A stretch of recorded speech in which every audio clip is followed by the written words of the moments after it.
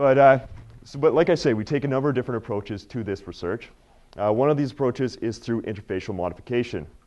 I mentioned that there's very often an energy barrier that is present, and this happens between the active layer and either of the electrodes, the top one or the bottom one. Now in this case, what I have, active layer P3HT, PCBM, is an extremely common set of materials for solar energy generation from generation 3 Excitonic solar cells. Aluminum is a very familiar top contact, and indium tin oxide, probably the most common transparent conducting electrode out there right now. So this is probably the most common arrangement that you see in the research literature. But it is very well known that there's a very substantial energy barrier present between indium tin oxide and that type of active layer. We are attempting to reduce that energy barrier by treating that interface with a variety of different organic molecules. One of our favorites, thienylsilane. We can simply treat indium tin oxide with a thienylsilane monolayer, and we found that when we do that, we get about 30% more charge injection across that interface than we did without a modified cell. This was very exciting, and we are very happy to be able to publish our results and have them featured on the front cover of this Applied Materials and Interfaces journal. But that is not our only approach.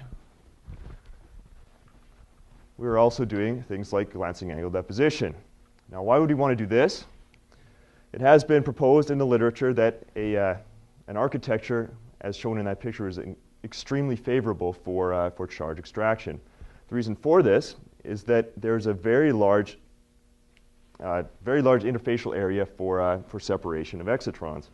So you see what's happening is that the whole transport layer is interdigitating with the electron transport layer. Every interface between the two is available for charge separation.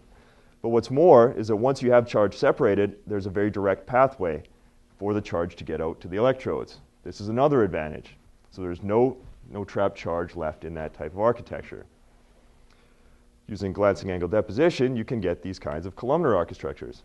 And that's almost exactly what the literature has stipulated for an ordered heterojunction device, just like this. Using GLAD, we are able to make columnar structures out of a variety of different materials. And in this list, I show that we can do this type of architecture out of every single one of these 4 materials. So indium tin oxide, that's what's shown here. That's a transparent electrode, so we can structure that. Aluminum, it's a reflective electrode, we can structure that. Titanium dioxide and copper phthalocyanine are the 2 materials inside. So we create this type of structure, fill it with another appropriate material, and we have achieved the ordered heterojunction type of architecture. We have other approaches, but since we were fairly limited on time, I'm just going to make a number of acknowledgments and then open it up for questions. Looks like you're thanking me for that. I am with NINT, but NINT gets a very large amount of funding through the University of Alberta and the province of Alberta, so we thank them for that. We also get a lot of our funding through a number of other typical funding agencies, the Alberta Ingenuity Fund, ICOR, and NSERC, and we're also very grateful to Microline for our research sponsor for some research funding. So thank you very much, and if there are any questions.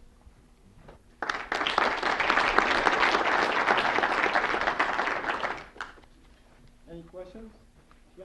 This is kind of, if you answered this properly, this would be a very complicated question. Okay. Give the Coles Notes version of it.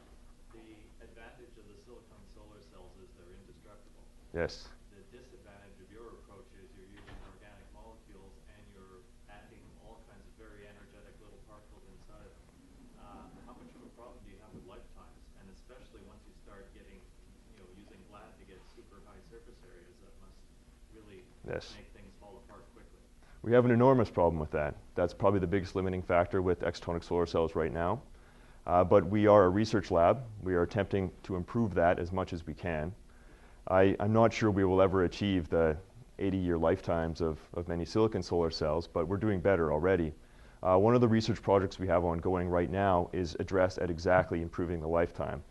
We've taken one typical system, improved the lifetime of it from basically a couple hours to 3 weeks.